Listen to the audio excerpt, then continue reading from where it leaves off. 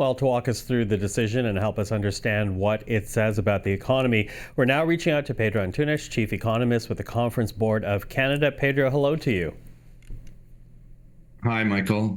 Listen, in bringing down its bank rate, for the fourth time this year, the governor points to the huge impacts Donald Trump's trade policies are actually having on the economy. And I'm wondering if you will, because I think it's a worthwhile place to start, walk us through what that impact is, because we do get it, in drips and drabs, exports down here, production cut over there. But overall, what has been the impact to Canada's bottom line? Well, obviously, it's really hard to disentangle all of the things that are happening all at once.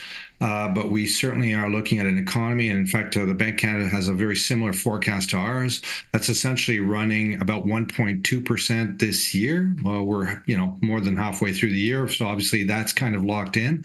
But even for next year, I think we're essentially both our organization and the Bank of Canada is looking at 1.1%. Well, we actually have a little stronger than that, but about 1% or 1.1% growth for next year. So this is a pace of growth that is half of what really our economy should be growing at. And moreover, the bank doesn't see a lot of relief even in 2027. So not much of a rebound at all, really, even in that year. And I think this is the ongoing direct impact of these tariffs on certain sectors of the economy, obviously.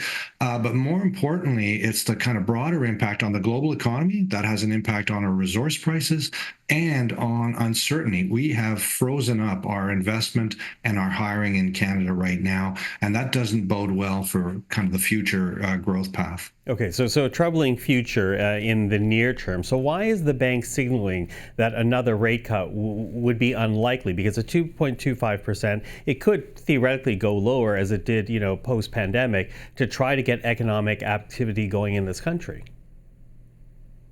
Yeah, I do think they're keeping something in reserve here should things get worst. So right now we've taken a big hit in the second quarter because our exports fell dramatically after taking that, essentially getting exports up in the first quarter ahead of the tariffs. Then we saw a big decline. But the bank notes, and I've talked about this before as well, we're roughly 5-6% in terms of our exports below normal. So this is, essentially a big hit to the economy.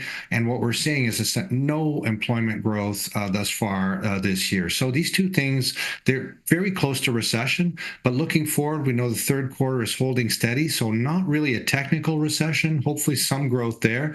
And as I mentioned, the bank is projecting slightly stronger growth as we head into next year. If that pattern holds and we don't see any additional pressures on inflation, the bank is essentially suggesting it will sit at the neutral rate. What that means is somewhere between not affecting the economy in a positive or negative way. In other words, the neutral rate, essentially doesn't stimulate nor take away. But should things get worse, should we start to see more significant job losses or the economy continuing to decline or a recession, 2 quarters of negative growth, we may indeed see the bank lower rates further. Okay, so something to watch out for, and I wonder if you can, put this in a bit more layman terms, if you will, Pedro, because we've heard the Prime Minister say that the months ahead will require sacrifice. And while he's referring to fiscal policy, when you couple that with what you're now hearing from the Bank of Canada governor, essentially monetary policy, what are Canadians looking at? Tough times ahead? You mentioned a fear of recession. What's your take on the immediate future for this country?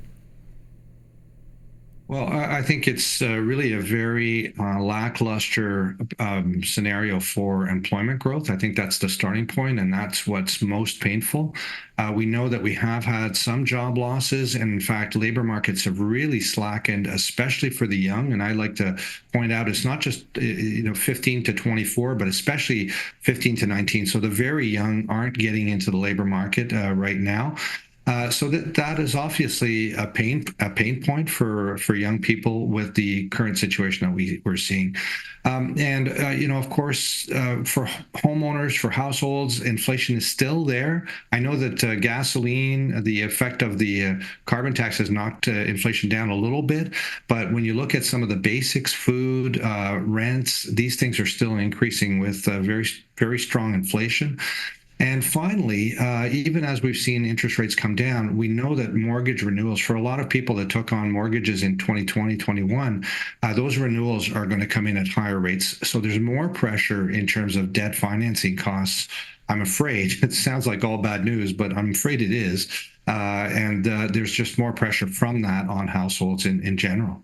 Okay, and of course, today's rate decision comes before the government's budget that will be tabled next Tuesday. We'll see how the government will leverage its fiscal policy to navigate the challenges. Pedro, I know you and I will speak around that budget, so until then, thank you for this. Appreciate the time this evening. It's a pleasure. Thanks for having me, Michael.